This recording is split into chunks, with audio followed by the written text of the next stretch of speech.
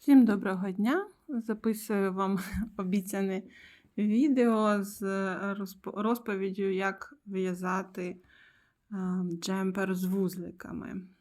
Він пройшов ходові випробування в різних екстремальних умовах. Маю сказати, що гарна модель, гарно її носити, дуже приємна. Єдине, що горловина вийшла трошки більше, ніж я очікувала, через те, що кашемір з мехером не тримає резинку так, як це робить хлопок, наприклад, катон. Да? Тому це треба враховувати. Значить, давайте по порядку почнемо з пряжі, яку я використовувала. Це кашемір Лора П'яна, дві скрутки, такий достатньо не тонкий, дуже приємний. Купувала я його ще в 21-му році, тому, вибачте, я сильно не пам'ятаю параметрів і ціни. Будемо виходити з того, що є. І, до речі, махер я теж купувала ще в 21-му році. Ось. Просто з кашеміру, звісно, було би дуже тонко в'язати, тому я вирішила виходити з ситуації, додавши махер. І вже потім я подивилася у відео огляду трендів сезону 26-го року, що це дуже актуальна історія робити ось такий мармуровий ефект, змішуючи дві нитки різних кольорів для такого ефекту. На дотик це божественно, абсолютно. Він м'який, теплий, гарний, пухнастий, невагомий абсолютно. Тут, я не знаю, скільки, грамів 200-300, може. Прям, чудова річ. Мені дуже подобається. Значить, в'яжеться він реглан погоном по горловині. Значить, і модель така звична для мене, хто стежить давно, той знає, що я люблю робити ці речі зворотніми рядами і робити по спинці шов, посередині спинки. Не по боках, не десь там, а от саме посередині спини. І це не просто реглан-погон, а реглан-погон з ростком. В'яжеться він по схемі. Зараз я, може, знайду схему. Але у будь-якому випадку я додам її в опис під відео, і ви будете її мати. Посилання додам на схему в опис під цим відео. Ось схема. Тут, в принципі, все воно відмічено по номерах. Ось перше, да, там добавка. Я думаю, що ви розберетесь. Якщо ні, є відео в плейлисті Джемпер Какао. Схема та сама. Єдине, що от тут додаються петлі у кожному рядку. В Джемпері Какао вони теж додавалися у кожному рядку. І в лицьовому, і в виворотному.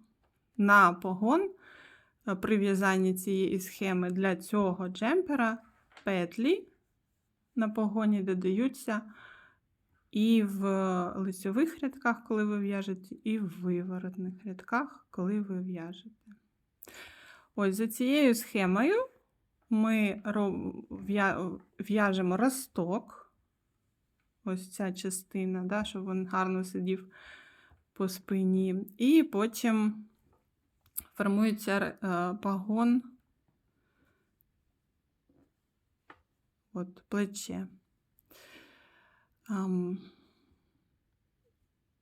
Тут я зробила з візерунком, і візерунок у мене взяв 11 петель. Відповідно, так воно і пораховано. Получається, тут на погоні замість 12 петель 11. Одну петлю я додала на спинку. От з цього боку і з цього боку петлі були додані до спини. Ви їх можете додати куди вам подобається. Так, і ми в результаті вив'язування за цією схемою ростка і реглана погона ми отримуємо наступну картину. От коли ми завершили виконувати ту схему, яку я показала, значить, по спинці ми отримаємо півспинки, одна кромочна петля спочатку йде, потім 50 петель спинки отримуємо. Потім 11 петель пагон буде. Потім 51 петля, це половина переду, весь перед буде 102 петлі. І знов таки пагон 11 петель. І півспинки 50 і одна кромочна. Все, отакий розклад. Далі ми починаємо формувати рукав, додаючи петлі сюди.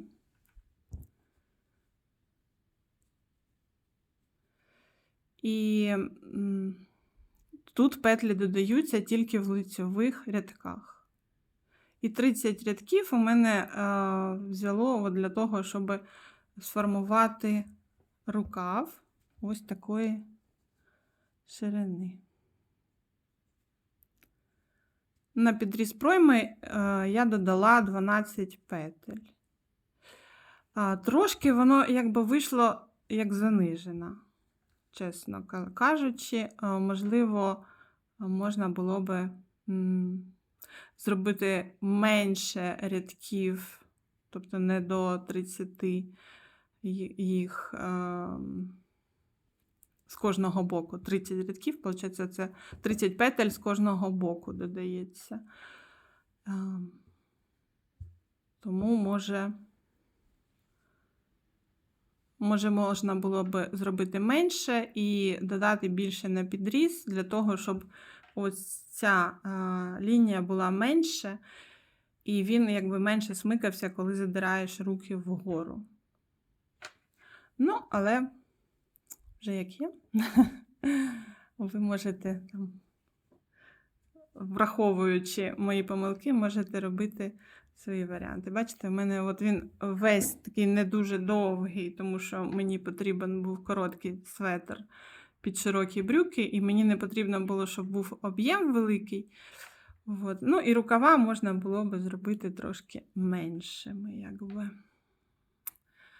Ось. І тут на етапі, коли, виходить, 30 петель у мене було з кожного боку рукава, я розділила в'язання, відокремила рукави, набрала, виходить, пров'язала спинки петлі, потім набрала петлі підрізу 12 петель, потім пров'язала петлі переду, петлі рукава перевела, другого перевела на нитку кольорову, набрала ще петлі підрізу 12 петель і пров'язала спинку. Таким чином, обидва рукава, петлі рукавів у мене на нитках, і далі продовжується в'язання тулуба.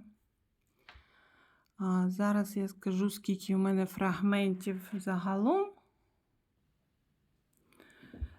Так, виходить, по цьому візерунку є окреме відео, як його виконувати.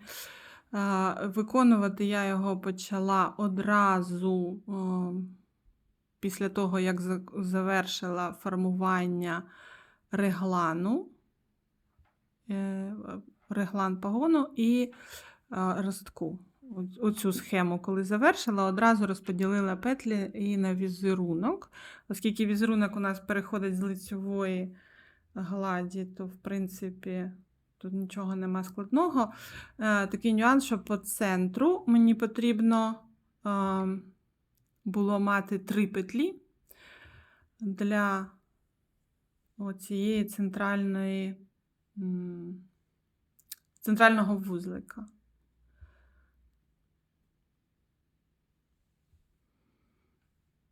Де він? Ось він. Ось цей. До центрального вузлика. Але у мене їх не було, оскільки 102 петлі і, виходить, середина – це 2 петлі. Третьої нема центральної петлі. І при вив'язуванні вузлика я обкручувала 2 петлі і потім пров'язала, додала третю, для того, щоб далі все було коректно. Ось таким чином. Тобто тут у мене обкручуються 2 петлі, а тут вже виходить 3. Ось. І ну, тут, оскільки кількість цих, зараз теж скажу. Получається, вузликів у мене в другому ряду 19. Оце максимальна ширина оцього візерунку з вузликами. Ось, бачите, оце от я тримаю пальці. Це максимальна ширина. А перший ряд, він робиться менший, для того, щоб був визначений центр візерунку, і я його зробила 17. Получається, оці два додаються з боків. 17 в першому ряду і 19. І так вони далі чергуються. 17, 19, 17, 19. Ну, тобто, в принципі, на 17 фрагментів. Кожен фрагмент 3 петлі. Як в'язати візерунок, є окреме відео. Я залишу на нього посилання під цим відео. І, виходить, після розділення в'язання рукавів і тулуба джемпера ви в'яжете стільки, скільки вам потрібно, ну, довжини. В принципі, на цьому етапі його вже можна міряти, якщо у вас рукави на нитці, петлі рукавів ви перевели на нитку, а тулуб в'яжете на достатньо широких спицях, то довжину ви вже можете прям вдягнути його на себе і поміряти. Ну, про всяк випадок скажу, скільки у мене це взяло от фрагментів візерунку. Дивіться, якщо рахувати по центральним вузликам, то зверху, спочатку візерунка до підрізу пройми у мене 6,5 фрагментів. Потім в середині 7-го ми додаємо петлі на підріз і розділяємо в'язання. І потім вниз, ось тут 1, 2, 3, 4, 5, 6, 7, 8, 9, 9,5. Получається 9,5. Це ви закінчуєте 7-й і далі ще 9, от, якщо по центральному. От цих вузликів буде 9 вузликів. Це як у мене. Ви маєте орієнтуватися на свої потреби, на свою довжину, на свою фігуру, зріст, ну і все таке інше. Ось. І резинку я зробила ось таким теж хитрим чином. В останньому, коли я робила вузлики, це 10-ті, це 9, потім вже оцей 10-й – це початок резинки. І після вузликів я почала в'язати виворотними петлями. І це поширила і на полотно, яке в'язалось лицьовою гладдю. Бо візерунок з вузликами, він центральний, він спереду і він по спинці.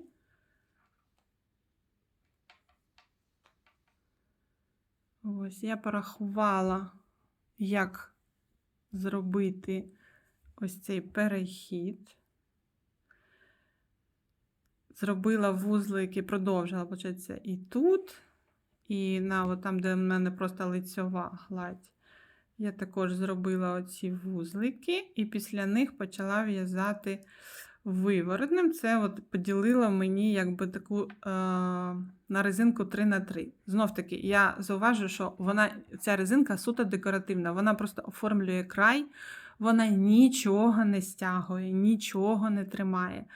Ви маєте це враховувати, якщо з такої пухкої нитки ви в'яжете. Якщо у вас катон, там буде інша історія.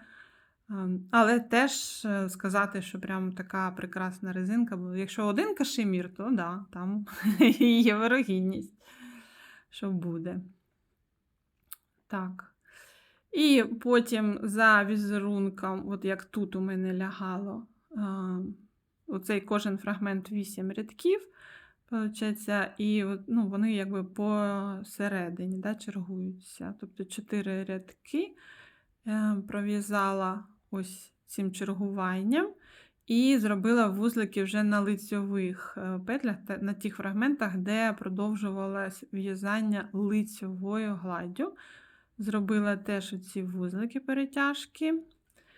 І продовжила ще 4 рядки. Після оцих продовжується, звісно, лицьовою. І після цих 4 рядків, це, виходить, 2 лицьових, 2 виворотних.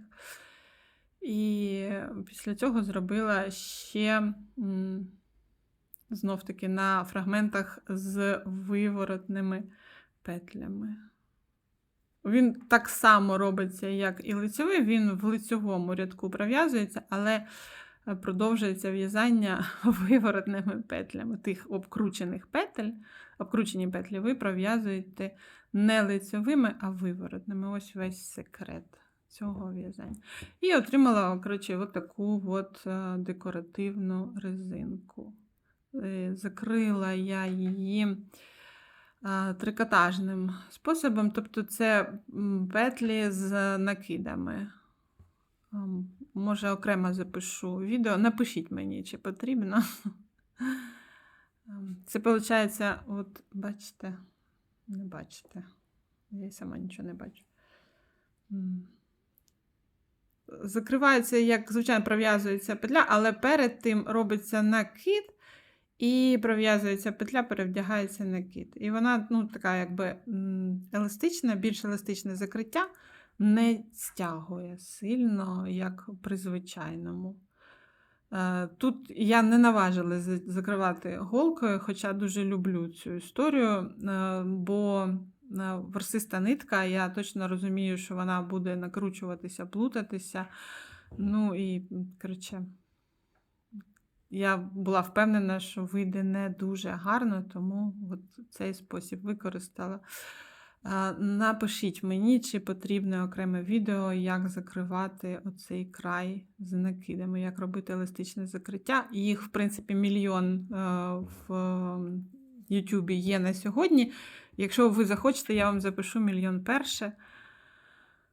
Буде ще й у мене таке відео, як це робити. Так, і після закриття низу, звісно, ми повертаємось до в'язання рукавів, перевдягаємо петлі рукава на спицю.